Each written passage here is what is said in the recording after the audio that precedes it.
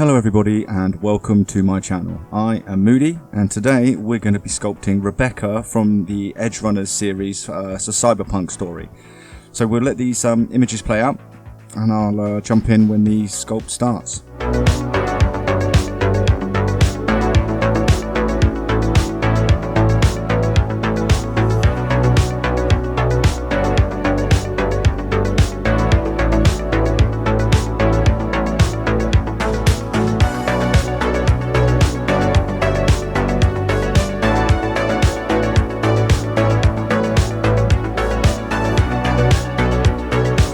Okay, so the first thing we're going to do is we're going to sculpt the head. It gives us a good base to start from. It means that we could also use the head to measure the height and things like that and get the proportions right, particularly around height and things like that. So yeah, we'll go ahead and sculpt the head. We're going to leave the symmetry on for as long as possible. So all the way through the body we'll leave the symmetry on as long as possible. And yeah, we'll let this head sculpt play out for a little while and I'll jump in if anything interesting happens.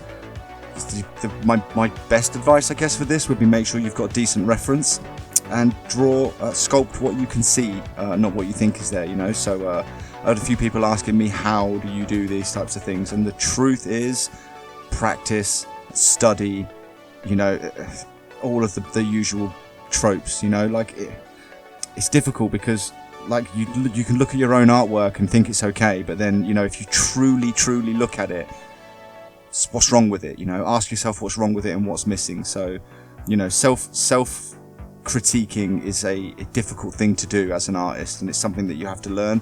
But outside of that, like I said, study and practice anatomy. So we'll let this go for as long as we can before anything. Well, we'll let this play out for a little while, and then I'll jump in if anything interesting happens. But at the moment it's just an ear sculpt, which we've seen a few times now.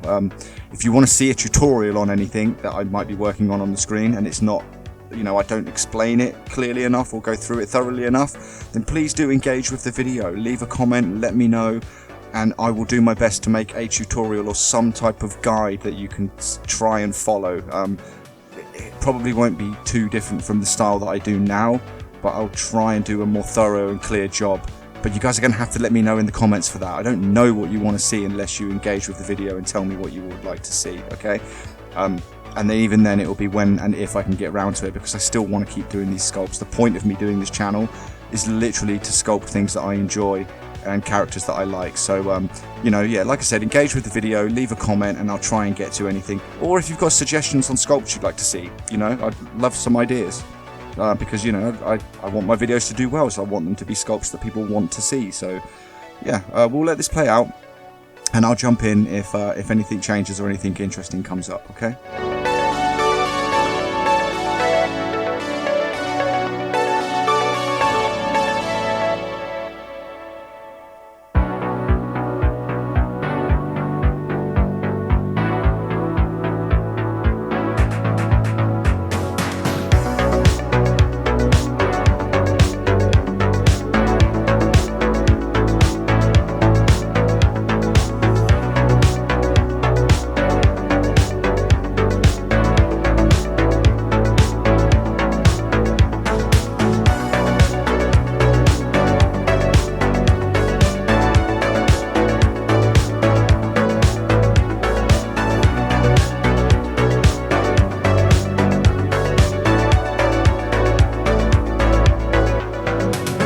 So we're going to start sculpting her hair up a little bit now. This is a base mesh that I'm going to be working from. I also want to just quickly say that I only really sculpt up one side of this for now, and later I'll do the other side and sculpt it up a little bit more off camera, because the video, this is a long one guys, so I hope you settled in for a start. But there's a lot of things going on with this sculpt, like extra things like weapons, which means painting all that extra edgeware. So some things I had, I would have probably put in the video or another video where I sculpt the entire both sides of the hair. Some of this hair sculpt I cut out, so I only really sculpt up one side, add the tube tools and the extra hairs and flyaways and stuff, then I mirror that over, and you never really see me sculpt the other side of the head.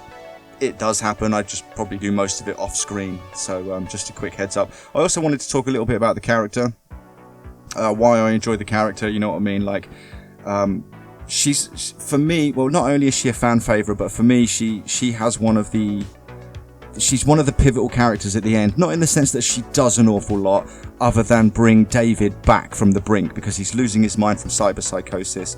I think this is my own interpretation from it, but I kind of get the vibe that Rebecca sort of loves him as well.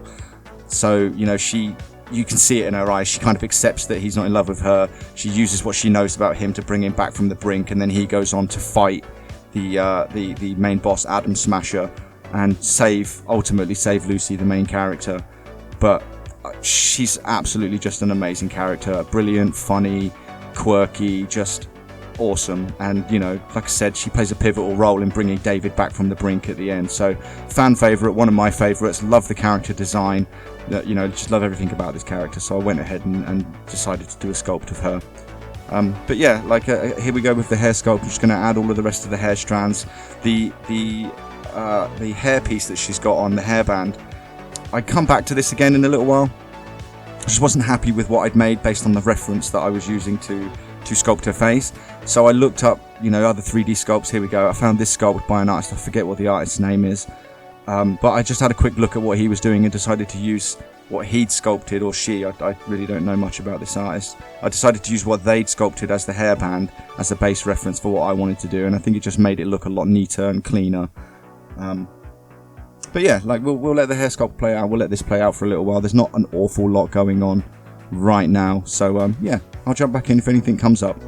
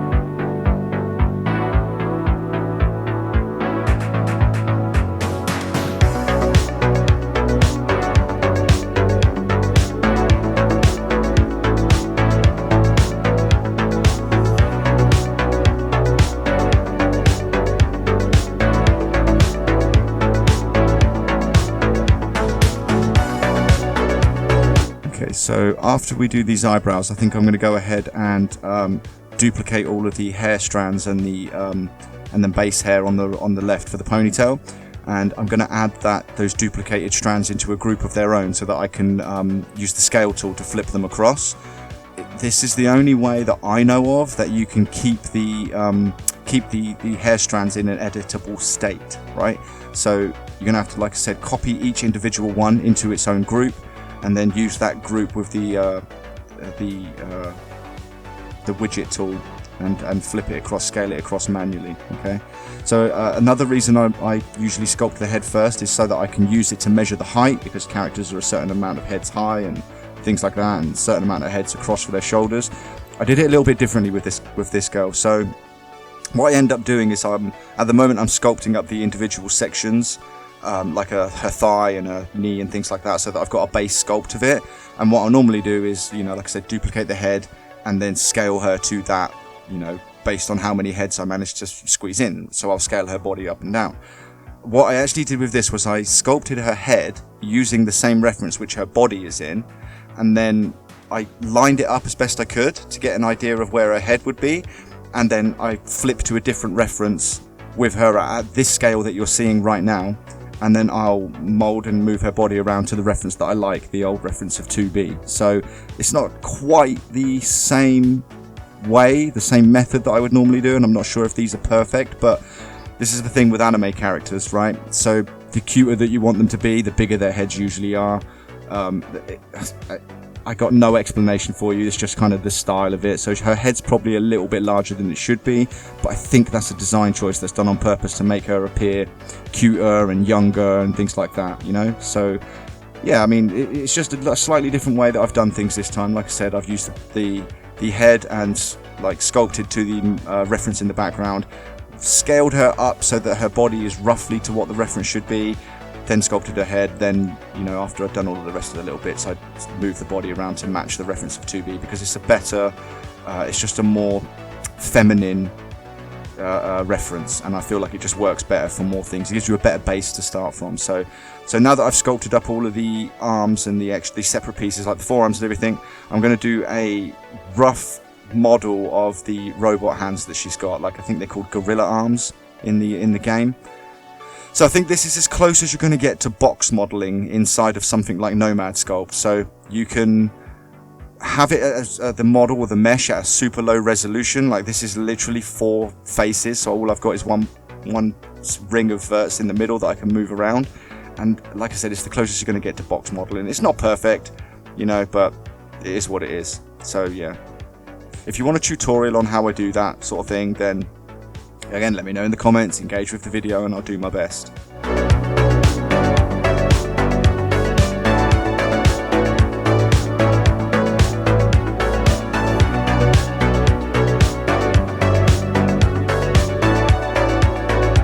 I do dive into this in a little bit more detail when I get onto actually sculpting the weapons. So again, hard surface modeling in Nomad is not impossible, and in fact many people do it quite well and quite successfully. It's just not something that I'm usually into or even that good at. So the idea behind it being that, you know, you use the most basic possible shapes you can, which gives you minimal vertex points to move around. And then what you'll do is you'll cut out detail using the boolean and things like that, or just cut out shapes. But we'll get into that a little bit more when we get to the actual sculpting of the weapons, because at the moment these are literally cubes and just a few shapes that I've put together to make a shape of, like, the knuckle and things like that. So there's nothing amazingly difficult going on here. I think the most complex thing I get into is using the radial tool on the wrists, which you just saw, and then we'll move on to the posing. So yeah, I'll let the pose play out, and I'll just let this finish, and then we'll talk a little bit more when we get to actually sculpting the individual parts, because I want to talk a little bit about mass and how the body moves when you crease the knee and things like that, and some general anatomy tips around the knee, which I sort of, you know, just picked up a little bit more on over this sculpt, you know.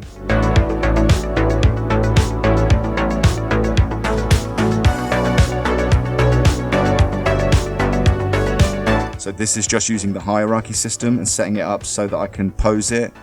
So you're just, like, you know, parenting one thing to another in order to be able to pose it, you know. So bottom knuckle gets posed to the middle, bottom finger gets posed to the middle knuckle, then that gets sort of parented to the next finger joint, and then that gets parented to the knuckle. So again, if you want to see something on that, let me know, and I'll try and do a video on it for you.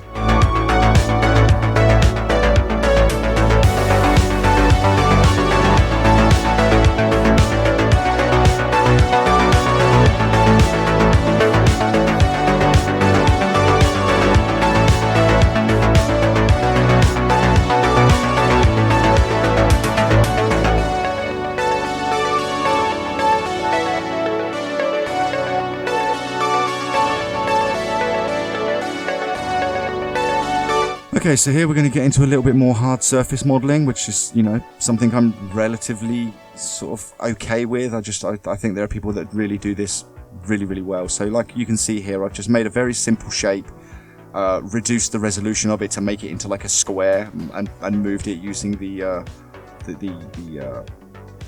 freaking tool at the bottom. I forget what it's called. I always do this, but as long as it's a low resolution mesh, you can, you know, pretty much make some very basic shapes like a triangle and things like that. It's it's tricky to do. I kind of wish that Nomad had a triangle shape in the menu to add, do you know what I mean, and just a few extra random shapes, but it's not a huge deal. Like I said, you can get there with it. So all we're really doing here is now cutting out the shapes and merging them together to make the handle. So I use the tube tool to make the handle, and then I just cut out some shapes from a square basically, and then merge them together to make the piece or rough shape of what I'm looking for.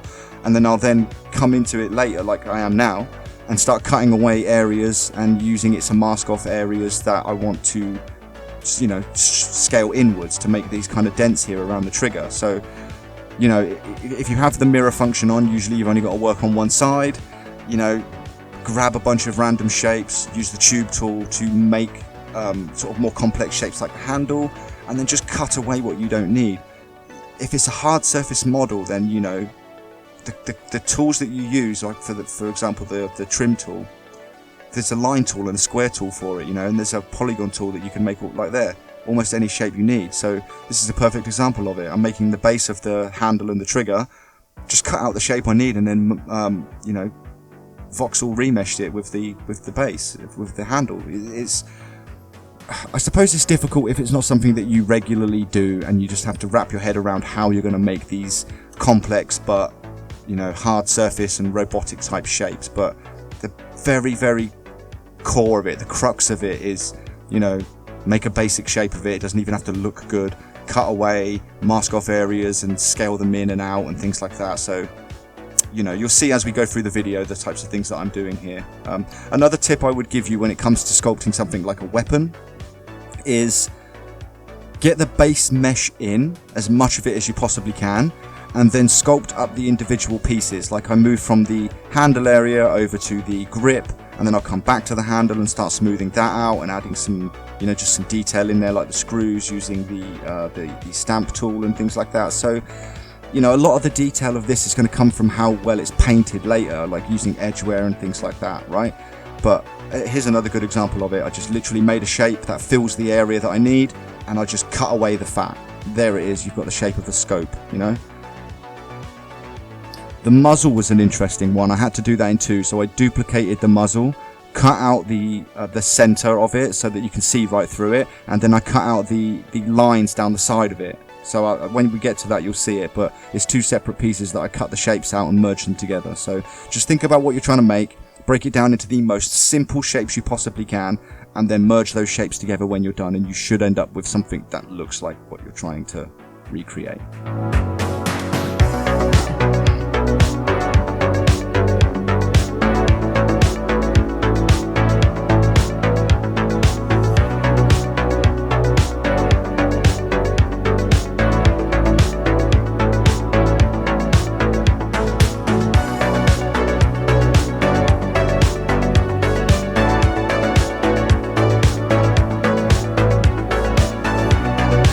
So here we are, like I said, just adding some extra detail now. So I'm going to go through the model, individual pieces, and just add little bits of detail and trim away any sections that I need. So this is the bit I was talking about with the muzzle. I end up doing it in two pieces. So I cut one piece away so that it cuts out the middle like here, and then I'll cut a new shape, there you go, for the extra side pieces and merge it together, and boom, that looks like a great muzzle. That's actually not a bad little model there, you know. I would probably do that very differently if I was doing it in Maya or something like that.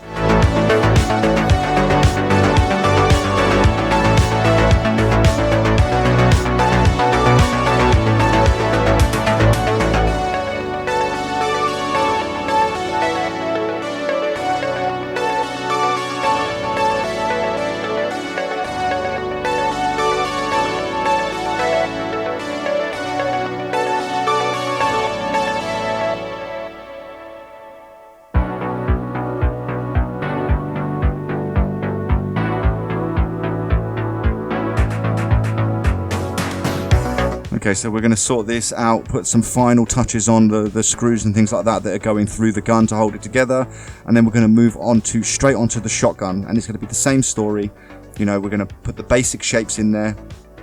We're going to then each individual section, we're just going to take our time and sculpt that up and move from the front of the gun to the back of the gun, and, you know, just do it as methodically as you can and break it down into as simple pieces as you can. So I won't talk too much through this one because I've already talked through the sculpting of the SMG, so I'll just let this one play out and you can see a lot of the things that we were talking about getting put into practice again on this weapon.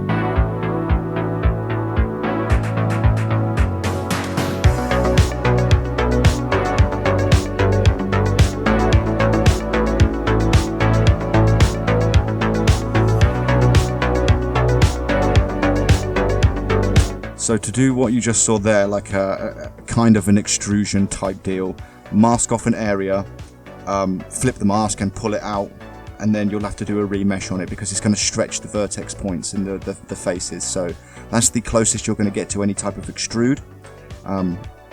You know, again, I don't want to talk too much through this because a lot of it's already been talked about, so we'll let this keep going for now.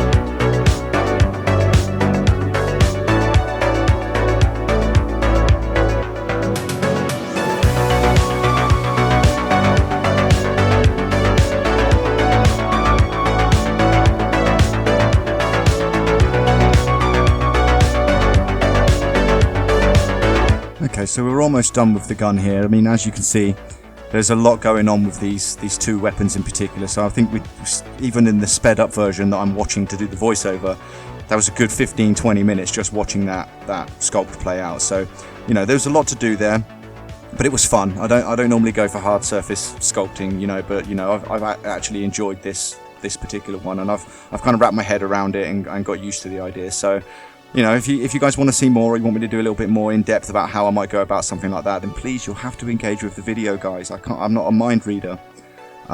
So yeah, we'll let this continue again. We're just going to continue to pose up the character and refine the pose just a tiny little bit more, and then I think we're going to go ahead and start merging the body together and doing the anatomy sculpt.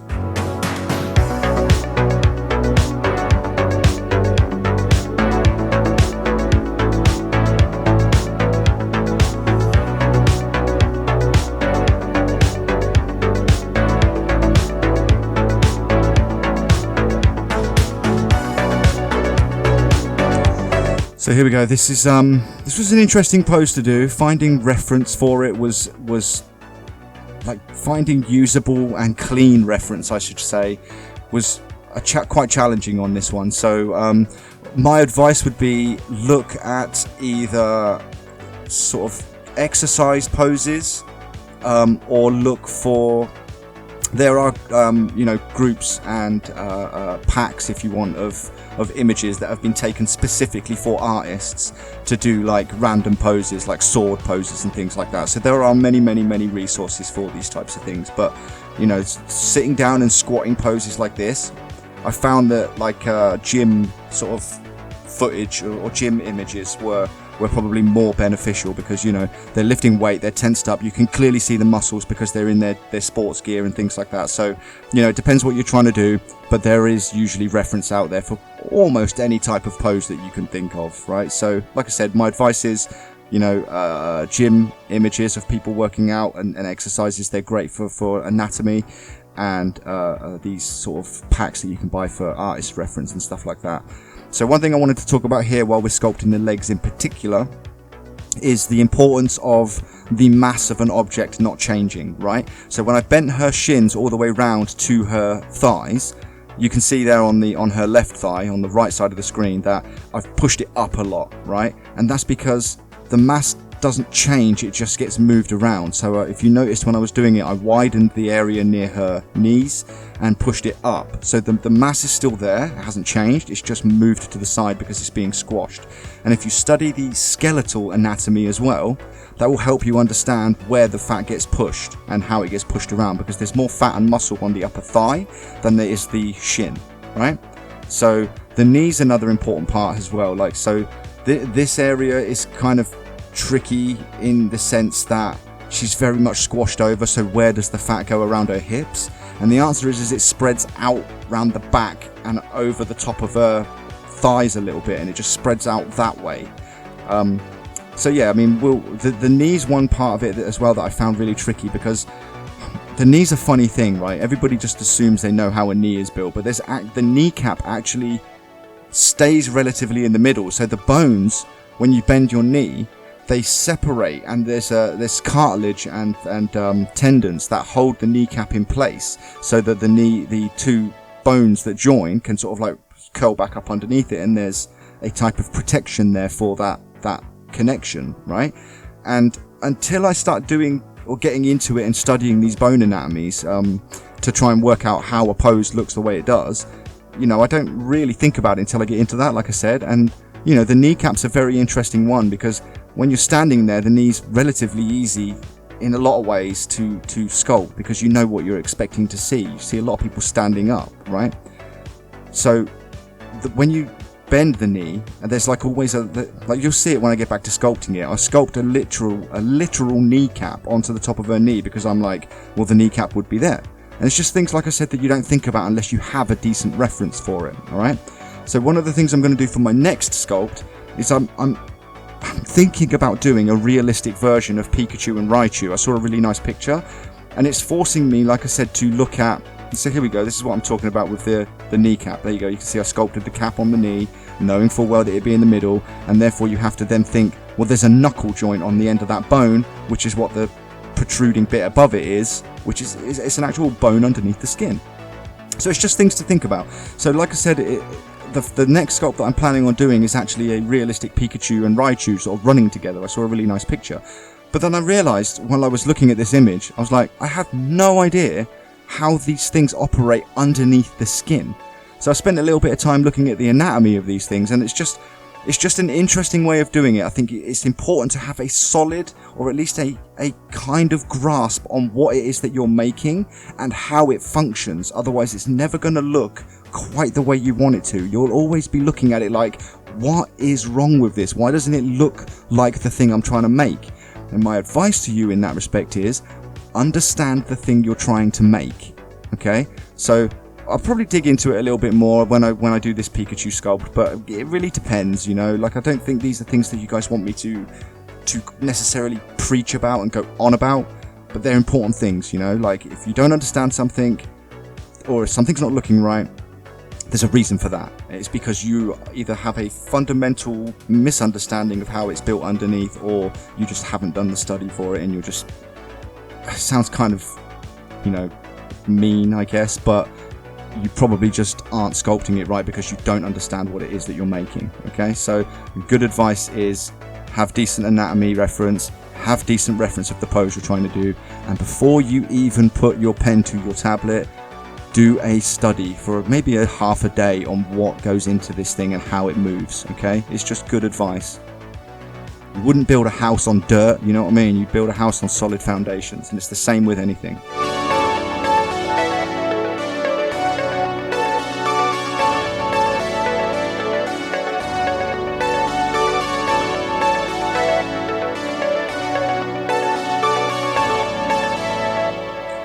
So yeah, I'm really happy with how these came out. If you notice that I'm adding flesh and just moving the mass to the side based on, you know, where the connections are and how far the knee's bent. So the left knee, for example, feels a lot more squashed. The left leg, sorry, feels a lot more squashed because it's bent up a bit tighter.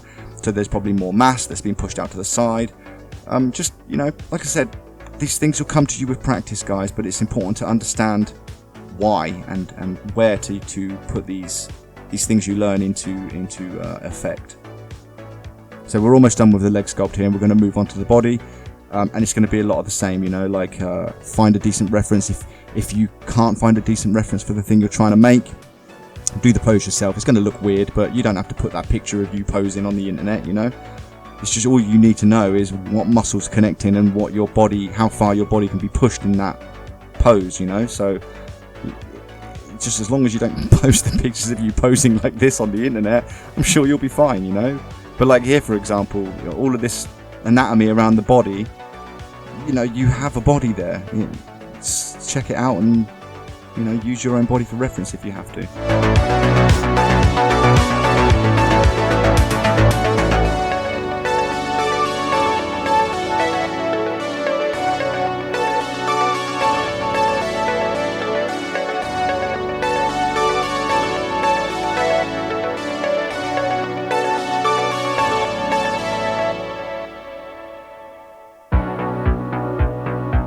So yeah, very slowly, just filling out the forms. I've basically put a base anatomy sculpt on top of what I had once I posed it, and then I'm just trying to add the skin over the top of that in a way, like move the flesh around wherever it is that there's connections and things like that, or however she's posed and moving her body, but have a base anatomy there and then sculpt on top of that to add the fat and the skin. It's kind of my process for it, but I think, like I said before, that you need to have a bit of an understanding about what you're doing anyway. So yeah, we'll let this keep playing out for now, and I'll jump back in if anything comes up.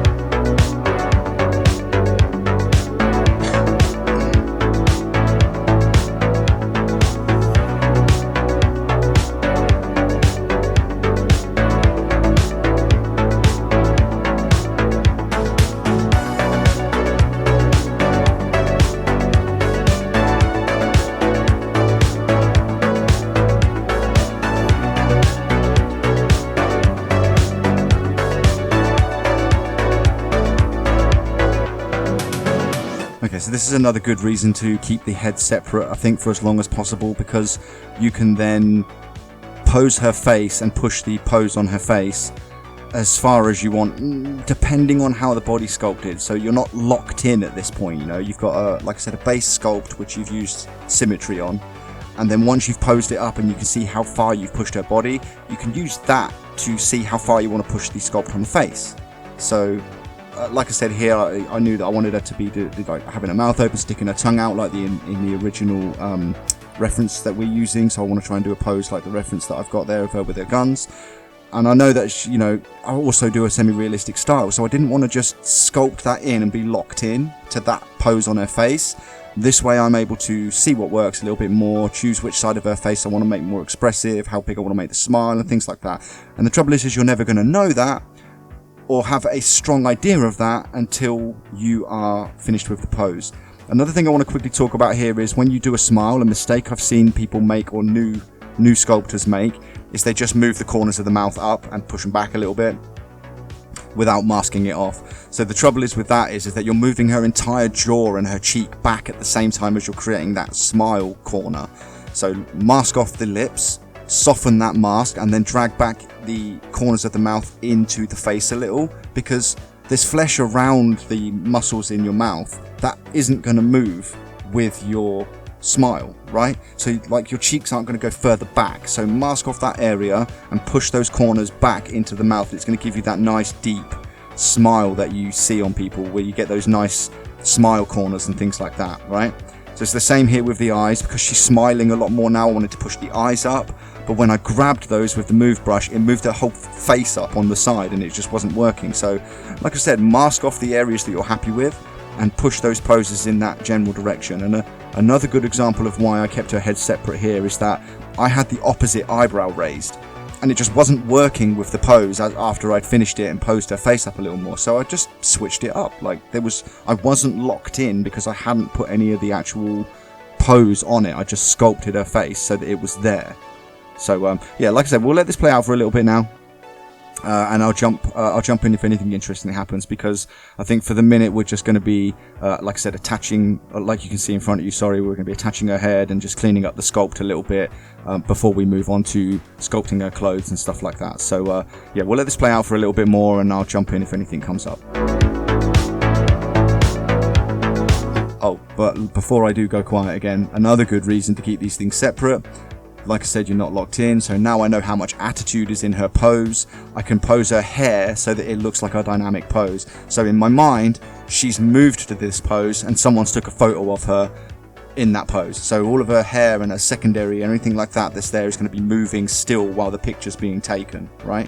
So, you know, it's just a good reason to try and keep these things separate and maintain as much control over the sculpt for as long as possible before you finalize anything and say, you know, validate this hair because I'm happy with it. Then you move the face and boom, you know, you've got to redo the hair again because you need to move it. So just keep control of the sculpt for as long as you possibly can before finalizing anything. Otherwise you'd have ended up like I would have done here, with hairs poking through and just bad looking geometry where I'm trying to drag it around with the move brush.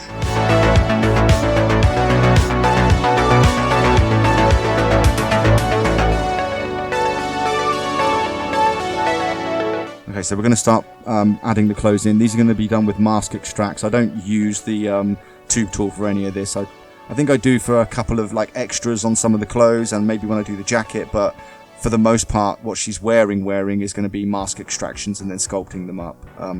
You know, this is typical cyberpunk underwear because it's in the game. This is the underwear that you get in the game. So, you know, I'm fine with it. And wasn't too much of a bother. Something here to think about is that because her legs are folded up and creased, the material is going to kind of be in between the skin a little bit. So I added that into the mesh before I extracted it. You know, I painted it in with the mask and then extracted it from there. So yeah, we'll let this keep going and I'll jump back in when we move on to, I think, the trainers after this.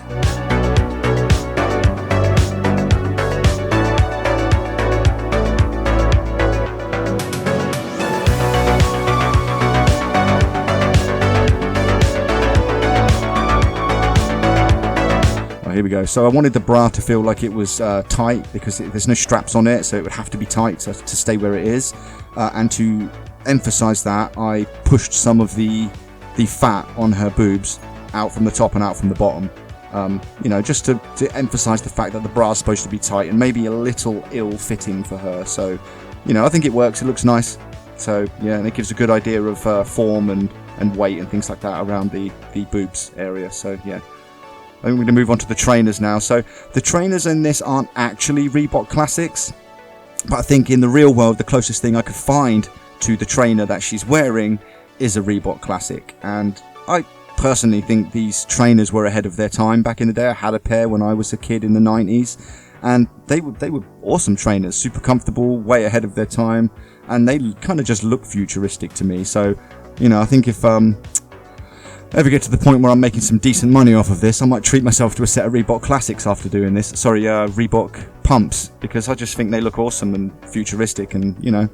So, I digress anyway. The base of this sculpt of her shoe is around a Reebok pump, and then we push it a little bit more once we've got the base there. So, yeah, classic shoe, love Reebok pumps. I'm going to treat myself to a pair when I'm finally making money off of YouTube.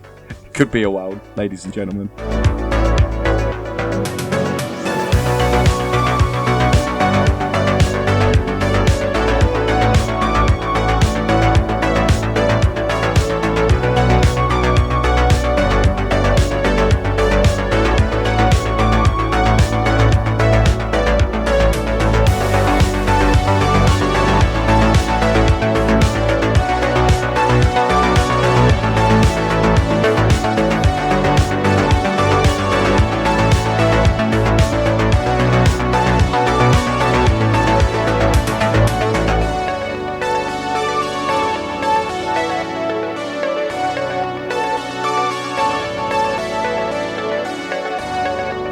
So here we go, just doing a very basic sculpt, or getting some of the base meshes in for the jacket that you can see in the reference there. This was cool. I enjoyed sculpting this. It was a bit tricky at times because there's no reference or way of really understanding what's happening at the back of the coat. So I kind of had to fill a lot of that in with my own understanding of how fabric and folds work. But overall, I think the coat came out really, really well. I think not long after we finish with this sculpt of the coat, we're going to move over to the PC, and because I'm able to push the geometry a bit more, push the mesh count a little bit more, I move over to the PC and do a little bit of tweaking before I start it up, and then start doing the painting on there. Just a quick sort of heads up, the aspect ratio changes because, you know, like I said, moving to the PC. And I also just want to shout out Nomad Sculpt before we get there, because I am loving Nomad Sculpt on the PC. It is just so good to use. I'm probably going to do a video on my thoughts about that when I can get my camera sorted out, so that I can actually have some footage of me sculpting on the Wacom that I use. So I'll get to that when I can. I just wanted to, you know, let you know that the aspect ratio changes because I've moved to a different computer. I'm probably still going to be using my tablet for the base sculpts and things like that, because I really enjoy sitting on the couch and sculpting before I move over to the PC. So it'll probably be a similar type of thing will happen in most videos, where I'll get the base of the sculpt down, or as much as I can get done on the tablet, because I like sitting with my girlfriend on the couch and stuff like that. And yeah, then I'll bring it over to the PC and just push it a little bit further in there. Mostly at the moment because I want to be able to do a more detailed paint job. You know, I received a comment recently that someone said, I just wish that you could do more detail on the paint, and that is now something that's possible because of Nomad on the PC. So super happy with it, absolutely having a great time with it. Is it perfect? No. But is it damn good for the money you pay for it and for a lifetime license? Hell yeah, I would recommend it to anybody, and I have recommended it to people because it is fun to use. Absolutely a powerhouse for the tools you have and the optimization behind this thing. It's just, to me, it's one of the most fun apps to use when it comes to sculpting. So I recommend it to everybody. I'm going to do a video on my thoughts of it, so we'll leave it there for now, and I'll jump back in when we get to the painting.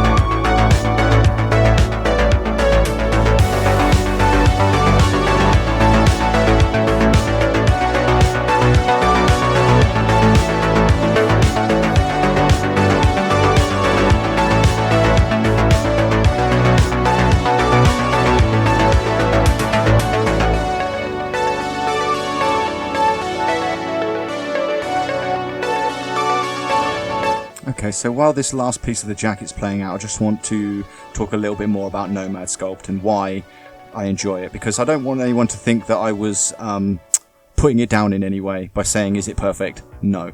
I personally feel like one of the reasons that I've been drawn to this app the way I have is the user experience and the community around it. The community around it are awesome. They're very helpful. They're super friendly. You know, and the actual, like I said, the user experience of the app has been second to none. It's so well optimized. Everything that you need is available on the screen. I've seen other apps try to do it. I've used ZBrush and I've used Blender, and I've seen particularly the ZBrush Mini that they put onto tablets. And again, no disrespect to ZBrush, I love ZBrush, but ZBrush Mini was trash.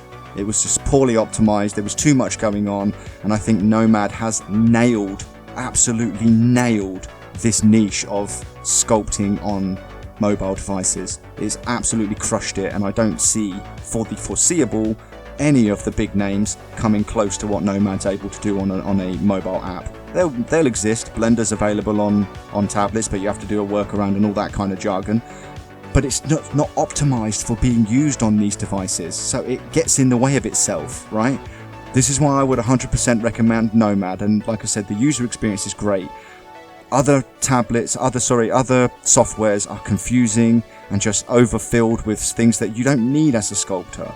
So Nomad, you can literally open it and just sculpt on the mesh in front of you. There's no other app that you can do that. Blender, you have to change to the sculpting tab. ZBrush, you have to move from the 2.5. Why did you start in the 2.5D version of it? Nobody wants that, ZBrush. Start with the blendings, the sculpting side of it. But anyway, rant aside, do you know what I mean? Like we're going to be moving on to the PC version of this in a minute, and like I said, you'll see when the aspect ratio changes. But Nomad all the way for me, for mobile device and for sculpting in particular, it's Nomad all the way. So here we are now on the PC, saw the aspect ratio change.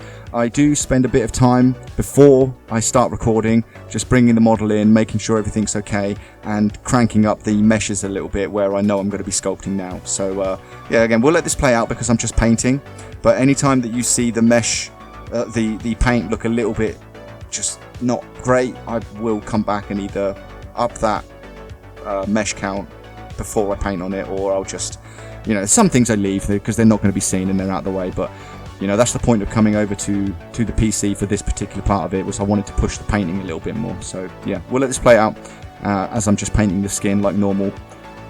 You know, the top layer with a little bit of opacity on, and then reds, blues and yellows underneath for the different, you know, arteries, vessels and fat, and just any warmth and things like that you want to feel under the skin. So I'll jump back in a little bit when we move off of the skin painting, but this is what we're doing for now.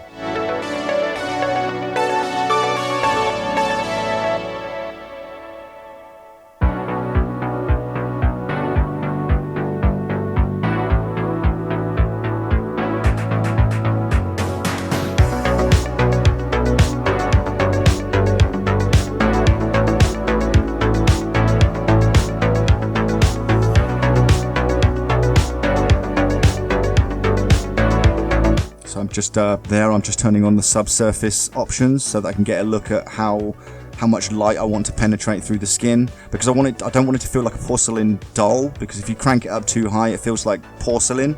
You know, it's very the light bounces around a lot inside of a porcelain vase, and which is why you can kind of see through them a little, because they're very fine and very thin.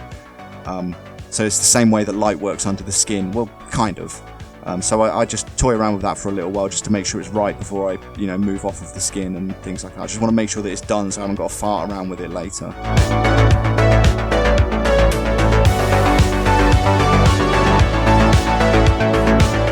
Yeah, for the minute we're just going to be adding all of the base colors, and then I'll be working on actual, you know, edgeware and things like that. So I'll let this play out for now, because like I said, I'm just adding base colors and stuff.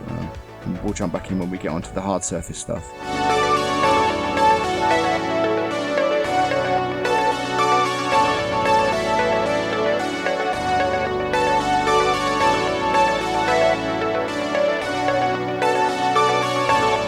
Okay, so here we are. What I normally do with these, because I like I want to create edgeware, and I obviously want these things to read as metal, so I'll do a base of like steel or silver, whichever feels more shiny or appropriate at the time, and then I'll drop a paint over the top of it, and I'll just, you know, scratch away at the edges with the kind of, it's got like a claw or scratch alpha that you can put on the brush, and I usually just use that to scratch away at the edges a little and make the paint look chipped. And then I'll go over and add a bit of dirt on it, either where I feel like there's movement, so it might be oil that's built up, or anywhere where it's visible, where she might just get dirt on, you know, said thing, you know, like the hand here. But yeah, we'll let this play out, because at the moment this is going to be a lot at the moment of me just painting edgeware and adding layers to the paint for dirt and wear and things like that. So I think the only other thing I do differently here is I bring in some of the glows, because she's got like glowing pieces inside the knuckles and around her jacket. So to give myself a break from painting all of this edgeware and just metal on metal paint, I do a bit of the glow stuff in the middle of that. But, you know, I'll let this play out for now, because like I said, there is so much of this, which is another reason why this video is kind of long. There was a lot to do on this in terms of detail. So yeah, anyway, we'll let this play out, and I'll jump back in if there's anything else I want to say.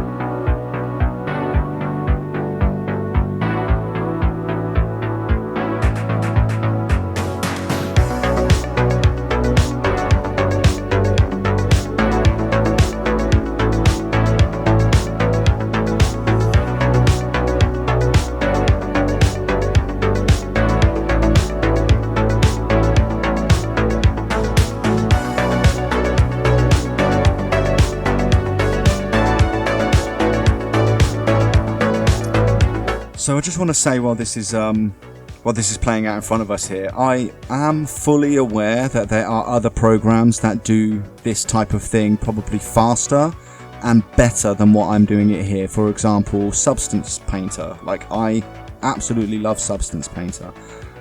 The problem with that is that I don't have the money to buy a license for it, firstly, and secondly, I want to do everything, or as much as humanly possible, inside of Nomad Sculpt, just to show people what they can do with it and how far you can push Nomad if you are creative with how you do it, right?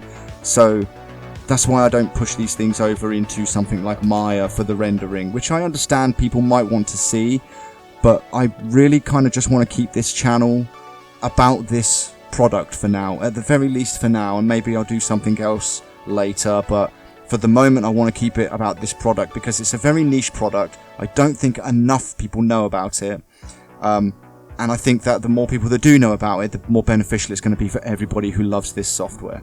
Okay, so yeah, like I said, I do realize that there are other programs that will probably do this job faster, but this is a Nomad channel, and I want to push Nomad as much as I'm able to in the directions that I enjoy or I want to use it for. So that's why I'm doing all of this edge wear and painting inside of Nomad rather than taking it to somewhere else to do it, because, you know, that would be easy, and who likes easy? And I know there are some people like myself who can't afford to buy all of these extra programs to do this painting and stuff like that. So this is for you guys. It is fully doable inside of Nomad. You just have to be creative and be patient. Okay, so again, any questions about anything I'm doing, leave it in the comments, ask me. I do read the comments, at least for now, because I don't get thousands and thousands of comments. So you know, if you have anything you want to ask me, then please do leave it in the comments section, and I'll do my best to answer you.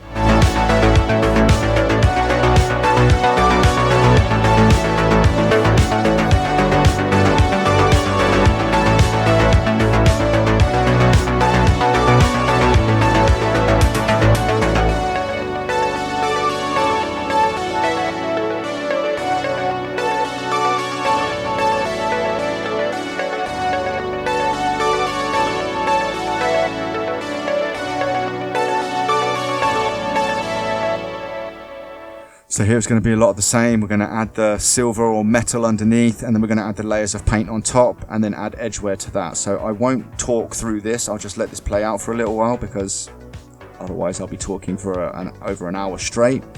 But again, it's the same as the sort of stuff that we've already spoke about when I was painting the hands. Okay, so I'll leave this to play out and enjoy the sculpt of these weapons. I really enjoyed sculpting these weapons. I had fun. I'm not normally a hard surface guy, so this was refreshing that it came out as well as it did, and I'm incredibly happy with how they did come out. So yeah, enjoy the sculpt, and I hope that you find something useful and helpful from my persistence in this this endeavor, let's say.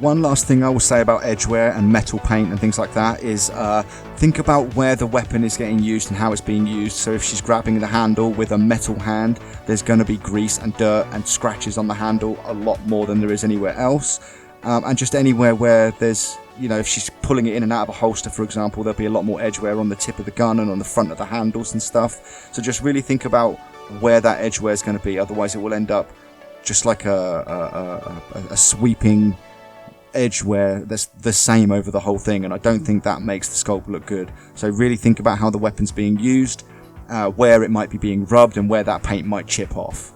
But you know, other than that, just have fun with it, and you know, just, you know, push yourself. You know, I think I've pushed myself a lot with this particular sculpt. I really do feel like this is one of my best ones so far. And it's because I pushed myself with it. I really looked at the reference a lot more, and really looked at how the body was supposed to be, you know, underneath the flesh, for example, on this pose. So yeah, I really feel like I've pushed myself on it, and I encourage everybody else to do the same. Keep practicing, keep pushing yourself, and just have fun while you're doing it, guys.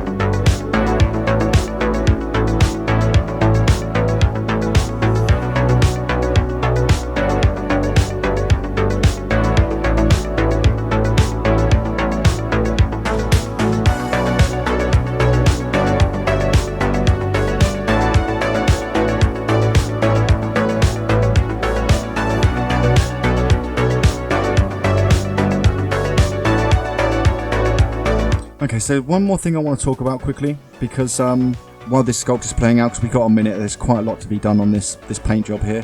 So one thing I want to quickly talk about is I did receive a comment in one of the groups that I'm in. It was a smaller group for Nomad stuff, and somebody mentioned a comment when I shared my work in progress of this very bluntly, and I don't feel like they were trying to be rude. It was just very blunt, and it was straight up flat. When can I buy this? When's it going to be available as an STL? And when can I buy it? Where can I get it? And I love 3D printing, guys. I want to do it. I think the community is great. There's a lot of good people behind it. But my only huge problem with that community is the lack of awareness and care when it comes to other people's artwork. I saw someone complaining about their artwork being stolen, or they sold it to somebody, and then it ended up on one of these like downloadable sites where you can pay for a monthly subscription and get hundreds of thousands of models available, right? Now, I don't care if it's of a copyrighted character. I'm sorry, I really don't care if it's of a copyrighted character. You are still taking the hard work of an artist that did that model, and there is no accountability and a severe lack of care around it. So, in answer to the question, will my sculpts be available as STLs? The answer is no, never, because there is zero accountability, and once my sculpt is out there, it's gone. So I'm sorry everybody, as much as I love that community and as much as I want to be a part of that community, I have a huge problem with the amount of justified art theft on that community. It's not a dig at any one particular person. I know that these guys need models to print and paint, and I know that the guys that do it on a large scale and have a decent following, I'm sure that those guys are buying the models from the correct places and from the actual artist. Like I said, there is a large subset of that community that aren't influencers or video creators or content creators that just feel like it is okay to take that model from that site because they paid for a subscription, knowing full well that that model is probably stolen. So as much as I have love for that community, no, my STLs will never be available to buy. I'm sorry. If you want something to paint, at some point in the future, I may consider selling pre-printed stuff for people to paint, or I will consider painting them myself and selling them as limited runs of those models, but they will never be out in the wild if I can help it. So I do apologize, guys. I know that a few people have asked for them. It's never going to happen until that community can take some accountability and manage itself a little better.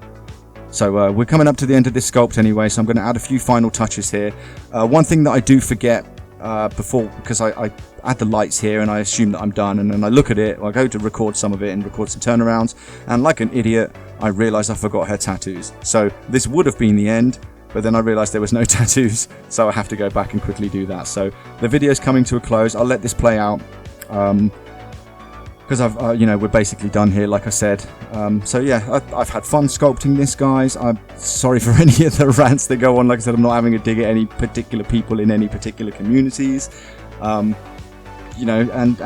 Just keep going. I get that these things can be difficult. Keep practicing, keep trying, and if you have any questions for me, I'll do my best to answer. So like I said, here's the tattoos going on. This is the final bit, and then it will be just the turnarounds, which we'll let play out. So before we get to that, and another thing quickly before we do, I realised while I was sculpting this tattoo out of the shade, of the shadows, of the mask, this is a Philip K. Dick sort of Easter egg. She's got PK Dick as a tattoo, and I never really noticed that, but it's just a little cool extra thing. So yeah, like I said, the turnarounds are coming up, so I just want to thank everybody that's followed and supported me so far.